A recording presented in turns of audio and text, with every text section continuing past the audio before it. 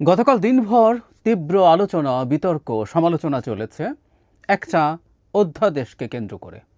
জাতীয় মুক্তিযোদ্ধা কাউন্সিল অধ্যাদেশ, যেটা এই সরকারের আমলে জারি করা হলো, এবং সেখানে বেশি বিতর্ক যেটা নিয়ে হয়েছে সেটা হচ্ছে মুক্তিযোদ্ধার সংজ্ঞা। এবং সেই মুক্তিযোদ্ধার সংজ্ঞা অনুযায়ী প্রাথমিকভাবে পত্রিকায় রিপোর্ট এসেছিল শেখ মুজিবুর রহমান সহ আরও 400 জনের মুক্তিযোদ্ধার খেতাব বাতিল করা হয়েছে, এরকম একটা তথ্য। এর মধ্যে আমি মনে করি আরও খুব গুরুত্বপূর্ণ একটা ইস্যু ছিল, যেটা আমাদের অনেকে চোখ এড়িয়ে গেছে, নজর এড়িয়ে গেছে। কেউ কেউ আনার চেষ্টা করছেন জামায়াতের অবস্থান এখানে পুনরুল্লেখ করা হয়েছে বলে বলা হচ্ছে, কিন্তু নতুন যে অধ্যাদেশ তার সাথে আমরা যদি পুরনোটির তুলনা করি, তাতে আমরা দেখব জামায়াতকে তার 71-এর অপরাধের জন্য এক ধরনের দায় মুক্তি দেওয়া হয়েছে। আমি রিপিট করছি, জামায়াতকে তার 71-এর অপরাধের জন্য এক ধরনের দায় মুক্তি দেওয়ার চেষ্টা আছে নতুন অধ্যাদেশে। সুতরাং জামায়াত এখানে রোল প্লে করেছে কিনা সেই প্রশ্ন আসে, এবং এটা নিয়ে জরুরি ভিত্তিতে কথা বলা দরকার। আমি বরং ফোকাস সেটাই করব। তার আগে মুক্তিযোদ্ধা বিষয়ক যে বিতর্কটা তৈরি হয়েছে সেটা নিয়ে কথা বলি। আসলে এই বিতর্ক খুব ইস্যু না, আমার কাছে রাদার মনে হবে যে এটাকে ভিত্তি করে আমাদের মিডিয়ার, আমাদের পত্রিকার চরিত্র বোঝার চেষ্টা করা দরকার। গতকাল সকালে অনেকের ঘুম ভেঙেছে এই তথ্যটা দেখে। কয়েকটা পত্রিকা একযোগে এই খবরটা দিয়েছে যে শেখ মুজিবুর রহমান সহ 400 জনের মুক্তিযোদ্ধার খেতাব বাতিল করা হয়েছে, তাদেরকে মুক্তিযুদ্ধের সহযোগী হিসাবে আইডেন্টিফাই করা হয়েছে, এরকম একটা নিউজ। আমি সবার আগে একটা থিওরিটিক্যালি বলে রাখি, শেখ মুজিবুর রহমান, তাজউদ্দিন আহমেদ এনারা যদি মুক্তিযোদ্ধা না হন তাতে কি আসে যায়?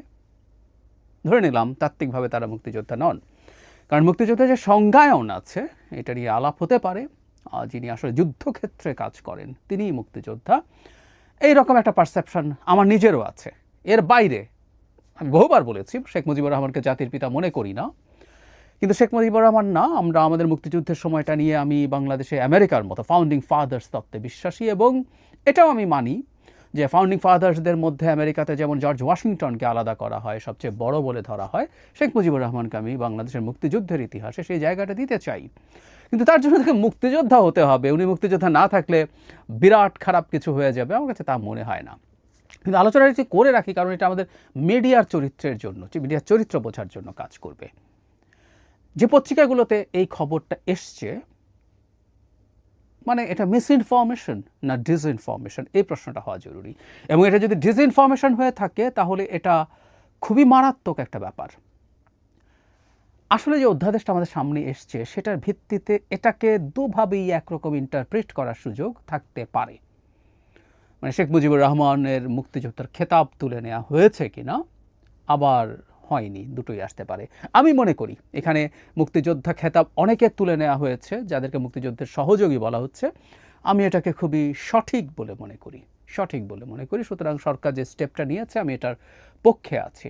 হরে দরে যে কাউকে মুক্তিযোদ্ধা বানিয়ে দেয়া, যিনি সাধারণ বাংলা বেতার কেন্দ্রে গান গাইছেন, যিনি বাইরে বসে মুক্তিযুদ্ধের পক্ষে জনমত তৈরি করেছেন, যিনি ফুটবল টিমে কাজ করেছেন, খেলেছেন ফুটবল, সব কিছু আমাদের মুক্তিযুদ্ধকে সাহায্য করেছে, কিন্তু তিনি মানে বুলেটের সামনে যিনি বুক পাতেননি। মানে এই কথাটা বলার সময় আমার স্বাধীনতা নামে একটা গান আছে পশ্চিমবঙ্গের শিল্পী শিলাজিতের, সেখানে একটা বাক্য এরকম, যে অধীন দিনে রাতে বুলেটে যে বুক পাতে সে বুঝেছে স্বাধীনতার মানে। মানে বুলেটে বুক পাততে হয় যোদ্ধা হওয়ার জন্য, আমি মনে করি। আর সবাইকে আমরা হরে দরে যোদ্ধা বলে ফেলি, সব কিছুকে যুদ্ধ বলে ফেলি, প্রয়োজন নেই। প্রত্যেকের গুরুত্ব আছে, কিন্তু আমার কাছে মনে হয় এটা টু মাচ। কিন্তু অধ্যাদেশের মধ্যেই আসলে যে শেখ মুজিবুর রহমান এবং সেই মুজিবনগর সরকার, তাতেই এটা সম্ভব, কারণ ওখানে মুক্তিযোদ্ধার যে সংজ্ঞা আছে সেটার মধ্যেই একটা সাবহেডিং আছে, ইউনিফর্মধারী বাহিনী ও মুজিবনগর সরকার। এখানে বলেই দেওয়া হয়েছে, 4টা টাইপ আছে, এর মধ্যে খুব ক্লিয়ারলি প্রবাসী বাংলাদেশ সরকার ব্র্যাকেটে মুজিবনগর সরকার। একটা ডিবেট আসলে হবে, এখন হয়েছে, এটাকে কেন্দ্র করেই হয়েছে। মানে সরকার বলতে আমরা কি বুঝি, আমি আসবো সেই জায়গায়। সো মুজিবনগর সরকারের সবাই যে মুক্তিযোদ্ধা, এতে কোনো সন্দেহ নেই। এখানে ওই অধ্যাদেশ দেখেই বোঝা যায়, সেই বিবেচনায় শেখ মুজিবুর রহমানের মুক্তিযোদ্ধা খেতাব তাজউদ্দিন আহমেদ বা ওই সরকারে আর যারা যারা ছিলেন সেটা শেষ হয়ে যায় না। খুব সিগনিফিক্যান্ট একটা পরিবর্তন আছে, এটাকে আমরা খুবই পজিটিভ বলবো। ফিল্ড হাসপাতালে কর্মরতদেরকেও মুক্তিযোদ্ধা হিসাবে এখানে স্বীকার করা হয়েছে। মানে যারা ফিল্ড হাসপাতাল, যুদ্ধক্ষেত্রের ওখানে কাজ করেছেন, আমরা মনে করি তারাও খুবই বড় ঝুঁকি নিয়েছেন, তারাও মুক্তিযোদ্ধা হতেই পারেন।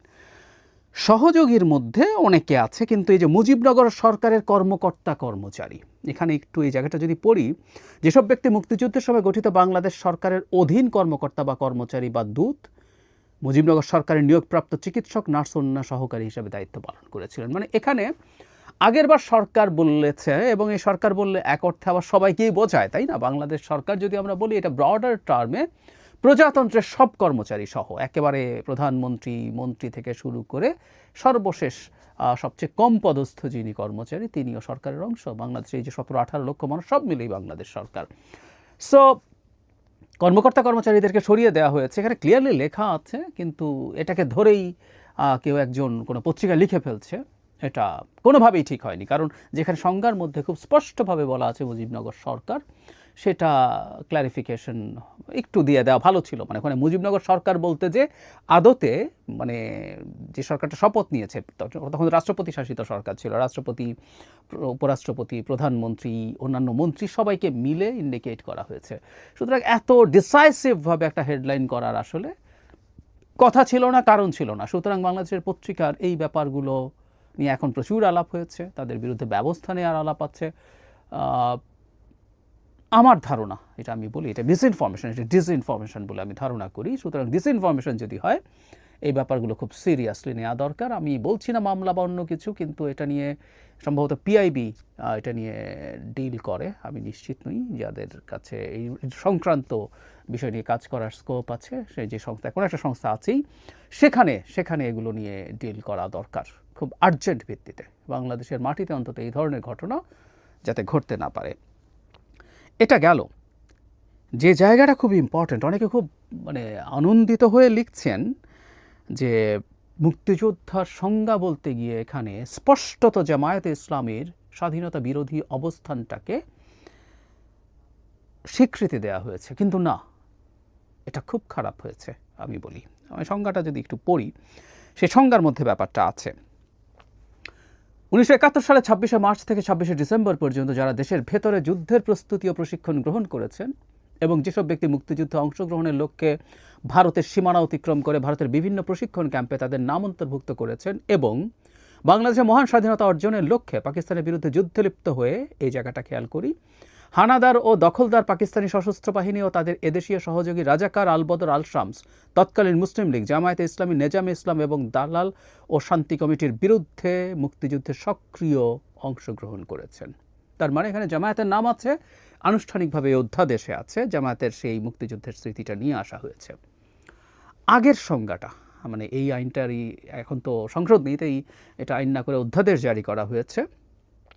এখানে বীর মুক্তিযোদ্ধা বলতে কি বোঝায়, এখানে ওই শেখ মুজিবুর ওটা থাকবেই, স্বাধীনতা ঘোষণা সাড়া দিয়ে ইত্যাদি ইত্যাদি করছে। তারপরে দেখি আমরা 1971 খ্রিস্টাব্দে 26শে মার্চ হইতে 16 ডিসেম্বর পর্যন্ত বাংলাদেশের মহান স্বাধীনতা অর্জনের লক্ষ্যে পাকিস্তানের বিরুদ্ধে যুদ্ধে লিপ্ত হইয়া দখলদার ও হানাদার পাকিস্তানি সেনাবাহিনী, জামায়াতে ইসলামী, নেজামে ইসলাম ও মুসলিম লীগ এবং তাহাদের সহযোগী রাজাকার, আলবদর ইত্যাদি ইত্যাদি।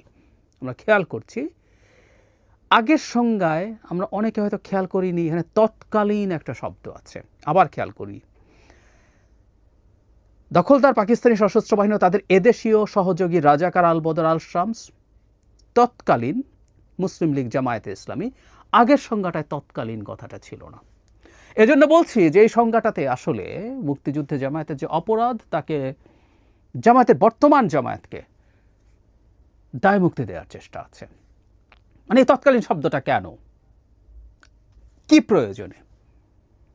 54 বছর আগে আমরা এখন যখন করছি এটা তৎকালীনই, কিন্তু ওটাও জামায়াত, এটা একই জামায়াত, এটা কোনো ভিন্ন জিনিস নয়। আমরা কি বলি 71 সালে তৎকালীন আওয়ামী লীগ বাংলাদেশের স্বাধীনতা যে আন্দোলন, বাংলাদেশের যে তার আগে স্বায়ত্তশাসন সহ যাবতীয় যে আন্দোলন, সেটার নেতৃত্ব দিয়েছিল তৎকালীন আওয়ামী লীগ, তা বলি? কোথাও কি আমরা বলি এরশাদ বিরোধী আন্দোলনে তৎকালীন বিএনপি এবং তৎকালীন আওয়ামী লীগ একসাথে কাজ করেছে? বলি? কখনোই বলি না, কোনোভাবেই বলি না। প্রত্যেক সময় একটা দল যখন তার কন্টিনিউয়েশন চালাতে থাকে, তৎকালীন আমরা বলি না। তাহলে জামায়াতের ক্ষেত্রে তৎকালীন কেন? তার মানে সেই জামায়াত করেছে, এই জামায়াত করেনি, তাই তো? অথচ একটা দলের সব দায় তার দলকে বহু বছর পরও নিতে হয়, বিশেষ করে সেই দল যে দল এখনও সেই অপরাধকে অপরাধ মনে করে না, অপরাধ তো দূরেই থাকুক, ভুলও মনে করে না, ভুল হয়েছে কি না সেটা নিয়ে কনফিউজ থাকে। জামায়াতের আমিরকে বলতে শুনি আমরা, যদি ভুল হয়ে থাকে এবং সেটা যদি সন্দেহাতীতভাবে প্রমাণিত হয় তাহলে তারা ক্ষমা চাইবেন। আমি খুব অবাক হয়েছি মুক্তিযোদ্ধা কাউন্সিলের অধ্যাদেশেও জামায়াত প্রভাব রেখেছে এবং তৎকালীন শব্দটা ঢুকিয়েছে। এই সরকারকে এই শব্দটার জন্য জবাবদিহি করতে হবে, অবশ্যই করতে হবে। এই বাংলাদেশ তৈরি হওয়া জামায়াত ইসলামী চায় নাই, তারা পাকিস্তানকে অখণ্ড চেয়েছে। আমি প্রায় বলি 25 তারিখের আগ পর্যন্ত, অপারেশন সার্চলাইটের আগ পর্যন্ত অখণ্ড পাকিস্তান চাওয়ায় কোনো অপরাধ নেই, পলিটিক্যালি সেটা চাইতে পারে। এমনকি 6 দফার ভিত্তিতে শেখ মুজিবকেও পূর্ব পাকিস্তানের 26% মানুষ 70 সালে ভোট দেয় নাই, কোনো সমস্যা নেই তাতে। কিন্তু অপারেশন সার্চলাইট এবং তৎপরবর্তী সময়ে যে ব্রুটালিটি, যে বিভৎসতা, যে জেনোসাইড চালিয়েছে বাংলাদেশের মাটিতে, সেটাকে পলিটিক্যালিও সাপোর্ট করা হতে পারে না, ওটা নেওয়া যেতে পারে না। সে জামায়াত ইসলামী এখন বাংলাদেশে মুক্তিযোদ্ধার সংজ্ঞা তৈরিতে রোল প্লে করে। আমি কনফিডেন্টলি মনে করি, রাগঢাক ছাড়াই, এই শব্দটা তাদের কারণে ঢোকানো হয়েছে। এই সরকারে জামায়াত ভাবাপন্ন মানুষজন আছে, জানি আমরা। অচিরেই, অবিলম্বে এই শব্দটা সরাতে হবে। ওই জামাত, এই জামায়াত একই জিনিস, একদম একই জিনিস। সুতরাং এই দায় থেকে তাদের মুক্ত হওয়ার কোনো সুযোগ নেই।